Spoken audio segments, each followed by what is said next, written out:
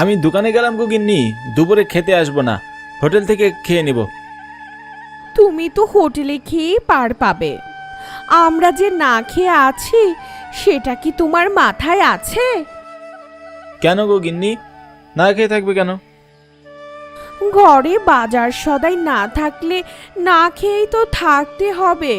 তুমি বাড়িতে সবজি আনো না কতদিন হলো? আজকের দিনটা ডিম বা অন্য কিছু দিয়ে চালিয়ে দাও, আমি বিকেলে দোকান বন্ধ করে সবজি নিয়ে আসবো।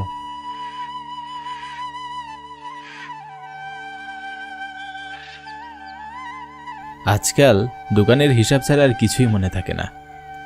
আমার নাম সুরেশ সেন। পেশায় আমি একজন কাপড় ব্যবসায়ী। গ্রামের বাজারে ছোট একটা কাপড়ের দোকান আছে আমার। বিক্রি মোটামুটি ভালোই হয়, কিন্তু সমস্যা হলো আমি এক হাতেই দোকানের সব দেখাশোনা করি, যার কারণে সংসারের অন্য সব দায়িত্ব ঠিকমতো পালন করতে পারি না। আজ 3 দিন থেকে গিন্নি সবজির জন্য ঘ্যান ঘ্যান করেই চলেছে। আনবো বলে মনেই থাকে না, তাই আজকে চিন্তা করলাম আজকে দোকান তাড়াতাড়ি বন্ধ করব। আজ হাট বাজার আছে, নানান রকমের সবজি নিয়ে বাড়ি ফিরে যাব।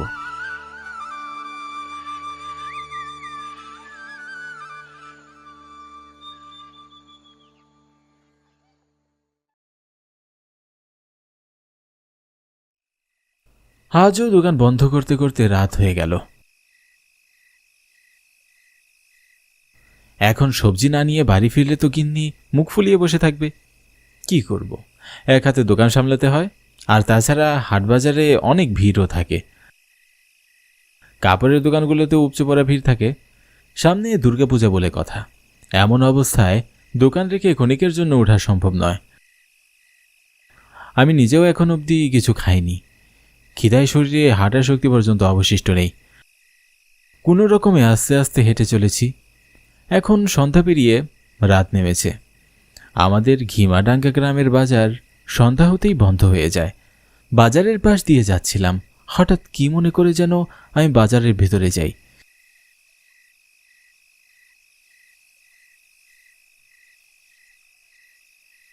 সব দোকানপাট বন্ধ, কোথাও কোনো জনমানবের চিহ্ন নেই। আমি চিন্তিত মনে আবারও বাড়ির পথে হাঁটতে লাগলাম।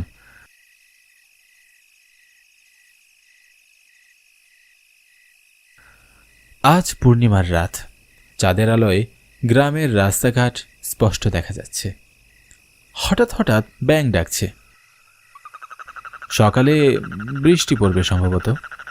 হঠাৎ একটা শব্দ শুনে আমি রাস্তার মাঝেই থমকে দাঁড়ালাম। পিছনে একটা শব্দ শুনতে পাচ্ছি।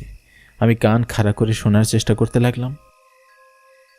এই সবজি নেবেন? সবজি তাজা তাজা সবজি, আমার খেতে সবজি। বুড়ুকুচকে আমি চারদিকে তাকাতে লাগলাম। এত রাতে সবজি বিক্রেতার হাঁক ডাক, আমি কি ভুল শুনলাম? সবজি লইয়েন, সবজি। না, ভুল তো নয়। আমাকে অবাক করে দিয়ে একটা ভ্যানে সবজি নিয়ে। পূর্ণিমার চাঁদের আলোয় লোকটাকে স্পষ্টই দেখা যাচ্ছে। চাদর দিয়ে সম্পূর্ণ শরীর এবং মুখটাও ঢাকা। চেহারা দেখার উপায় নেই। এই লোক কি পাগল টাগল নাকি? এত রাতে সবজি নিয়ে বের হয়েছে। কে কিনবে এই সবজি? যখন শহরে গিয়েছিলাম তখন তো বেলা 2টায় দোকানপাট সব বন্ধ থাকতো।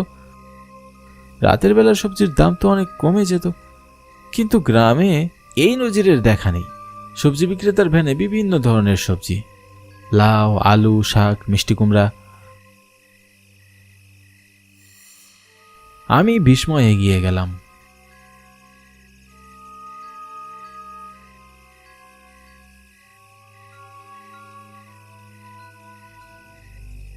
এত রাতে সবজি বিক্রি করছেন কেন দাদা? দিনে কি সবজি বিক্রি হয়নি? দিনে তো আমি সবজি বিক্রি করি না, আমার ব্যবসা রাতের জন্যে। কিন্তু এত রাতে আপনার সবজি কে কিনে? কতজনে কিনে মশাই, রাতের বেলায় তো বেশি বিক্রি হয়। সবজি বিক্রেতার কথায় আমার চোখ কপালে উঠে গেল। লোকটা নেহাত পাগলই হবে। পাগল ছাড়া ভ্যানে ভরা সবজি নিয়ে কেউ এত রাতে বের হয়?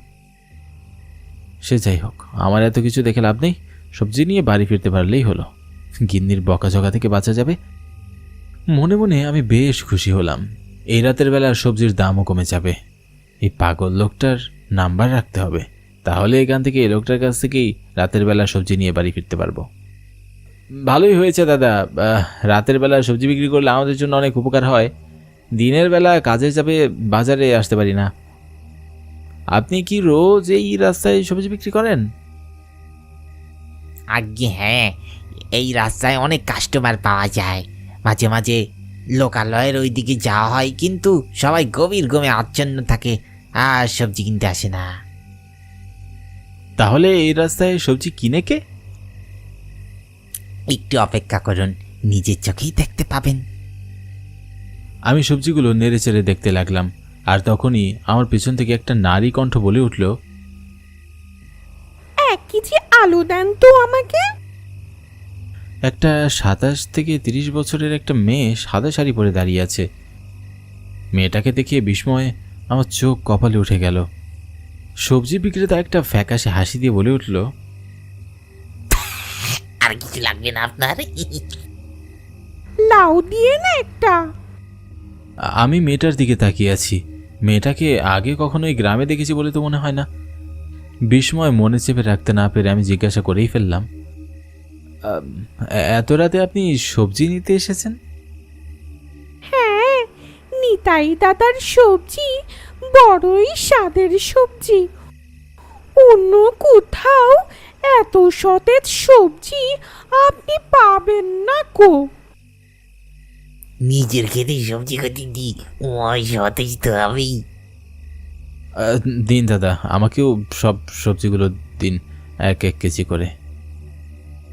তা দিতে পারি, তার জন্যই তো রোজ এখানে সবজি নিয়ে বেরোই। কিন্তু তুমি এই সবজির দাম কত দিতে পারবি?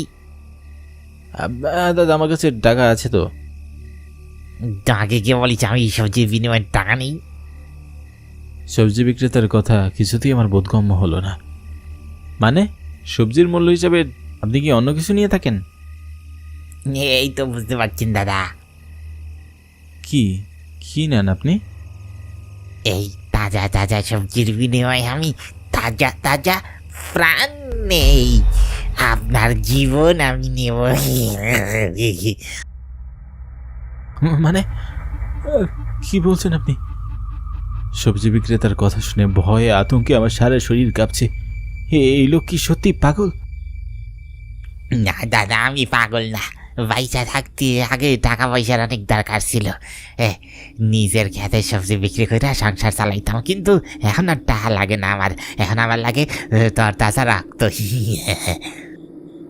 সবজি বিক্রেতা প্রচণ্ড জোরে হাসতে থাকে। তার হাসি শব্দে মনে হচ্ছে পায়ের নিচের মাটি আমার সরে যাচ্ছে। আমি পাশের মেয়েটির দিকে তাকাই। তার চোখে মুখে ভয়ের কোনো ছাপ নেই। নিতাই দাদা কিন্তু সে রক্ত একা পান করে না, আমাদেরকেও ভাগ দেয়। আপনাদেরও ভাগ দেয় মানে? সবজি বিক্রেতা তার গায়ের চাদর সরিয়ে ফেলে। পাশে মোড়ানো মেয়েটিও আর সবজি বিক্রেতা দুজনেই মুহূর্তেই ভয়ঙ্কর রূপে চলে আসে। আমি শিউরে উঠি। তাদের বিভৎস চেহারা দেখে কি অলক্ষণে কাণ্ড! এরা কেউই তো মানুষ নয়। সবজি বিক্রেতার মুখ ঝলসানো, দাঁতগুলো ধারালো, বাহিরে বের করা। আর মেয়েটি, সে তো আরো ভয়ঙ্কর। উস্কো খুস্কো চুল, মুখে অবয়ব স্পষ্ট না। তাদের দেখে ভয় আমার রুহ কেঁপে উঠছে। ভ্যান গাড়ির সবজিগুলোতে দাও দাও করে আগুন চলছে। বিস্ময় ও ভয়ে আমার শরীর অবশ হয়ে আসে। আমাকে আমাকে যেতে দিন। যেতে দেওয়ার জন্য তো এতক্ষণ অপেক্ষা করিনি। এই যে ওরে দেখতেছিস, ওরে আমি মাইরা ফেলছি। এখনো আমার মতো প্রেতাত্মা হইয়া গেছে। উস্তাদ, চলেন ওরে মেরে ফেলি, তারপর আমাদের সাথে নিয়ে যাই। আমার আরো বেশি লোভ লাগবো। ধীরে ধীরে এই গ্রামে শহরে আমি মাইরা ফেলবো। না না, আমাকে যেতে দিন। প্রাণ ভয় আমি দৌড়াতে থাকি। আত্মাগুলো ক্রোধ হুঙ্কার দিতে দিতে আমার দিকে ধেয়ে আসছে। তাদের কান ফাটানো হুঙ্কার শুনে আমার হৃৎপিণ্ড লাফিয়ে উঠে। আমার বাড়ির দিকে ছুটছি, জানি না বাড়ি পৌঁছাতে পারবো কিনা, নাকি এই আত্মাগুলোর হাতে নৃশংসভাবে খুন হব। পিছনে ভয়াবহ বিপদ, ভয় আমার মাথা ঘুরছে। আমার বাড়ির খুব কাছাকাছি এসে আমি চিৎকার দিয়ে জ্ঞান হারাই। তারপর আর কিছু মনে নেই আমার।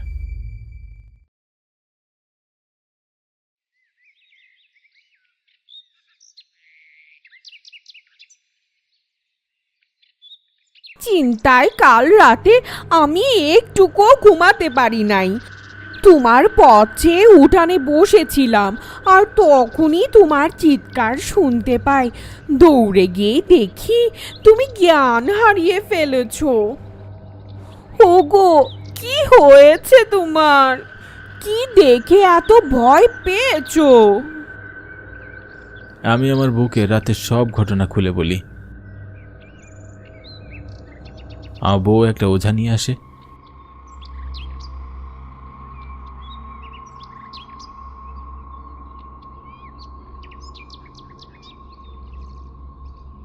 সে আমাকে ওই সবজি বিক্রেতার সম্পর্কে সত্য কথা বলে। বেশ কয়েকদিন আগে ওই আত্মাগুলো এই গ্রামের এক মুরব্বীকে ভয় দেখিয়েছিল। তার অবস্থা এখনো শোচনীয়, ভয় বাক শক্তি হারিয়ে ফেলেছে। এই আত্মাগুলো কেন সবাইকে ভয় দেখাচ্ছে? ওই আত্মার নাম রজত দাস। গ্রামের হাটে ভ্যান নিয়ে সবজি বিক্রি করে। হাটে বেচা কিনা শেষ হলে মানুষের বাড়ি বাড়ি গিয়ে বিক্রি করে। সবজিগুলো অনেক সতেজ, কারণ ওগুলো তার নিজের ক্ষেতের সবজি। ভালোই চলছিল রজতের ব্যবসা, কিন্তু হঠাৎ একদিন তার বাড়ি ও সবজি খেতে পড়ে ছাই হয়ে যায়। কি বলছেন? হ্যাঁ, এই গ্রামের প্রভাবশালী এক পরিবার নাকি রজতের ঘর বাড়ি সবজি জ্বালিয়ে দিয়েছে। কারণ রজতের বাবা ওই লোকের কাছে ঋণ নিয়েছিল বাড়ি বন্ধক দিয়ে। রজত সে টাকা ফেরত দিয়ে দিয়েছে, তারপর ওই লোক ষড়যন্ত্র করে সব আত্মসাৎ করতে চায়। রজতের সবজি খেতে দখল করে নিতে চায়, যা রজত মেনে নিতে পারেনি। প্রতিবাদ করায় তার পুরো পরিবারকে মেরে ফেলে। সেই থেকে রজত প্রতিশোধের নেশায় হিংস্র হয়ে ওঠে। ওই প্রভাবশালী লোকের মৃত্যু ঘটে খুবই নৃশংসভাবে। আগুনে জ্বালিয়ে তাকে মারা হয়েছিল। বিক্রেতা রজতের কথা শুনে আমার প্রচণ্ড মন খারাপ হয়। রাতের সে ভয়ঙ্কর কথা না মনে পড়তেই শরীর শিউরে ওঠে। কাল রাতে যদি রজতের আত্মার হাতে সে মারা যেত, তাহলে রজতের এই করুণ কাহিনীর কথা সে কখনোই জানত না।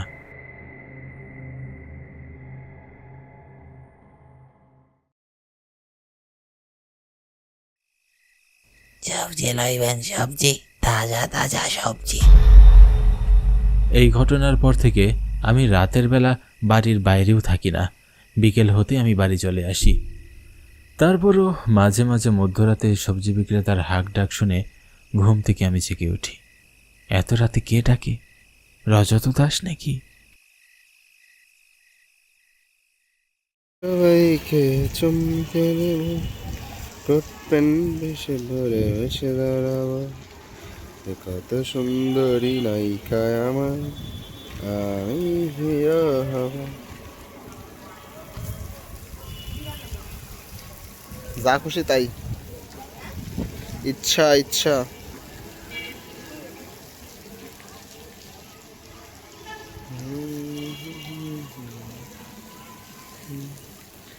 পেন করে এসে কত সুন্দরী নায়িকা আমি হিরো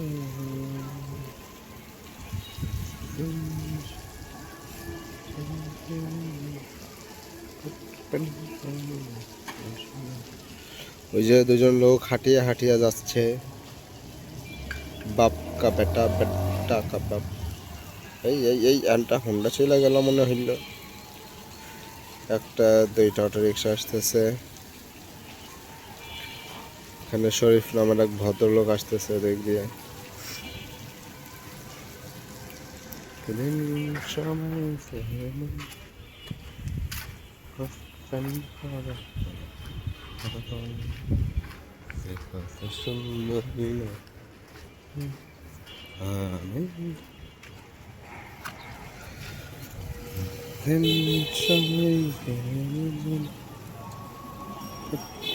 পরে হাসে সদা কত সুন্দরী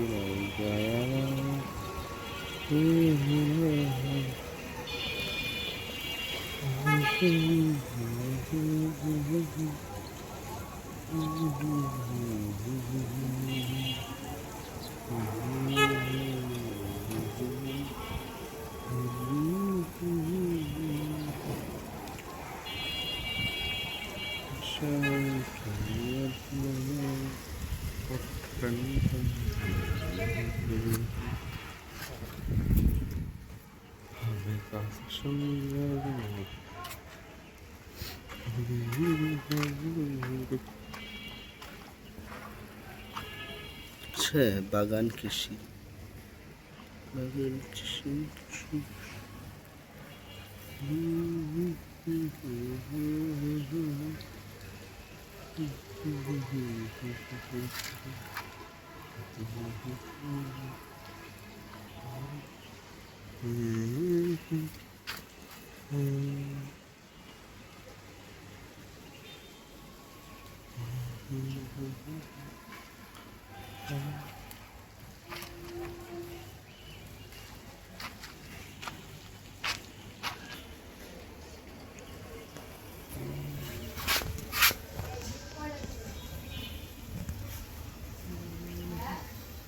ইচ্ছা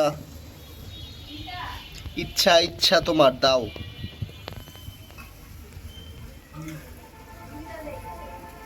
দাও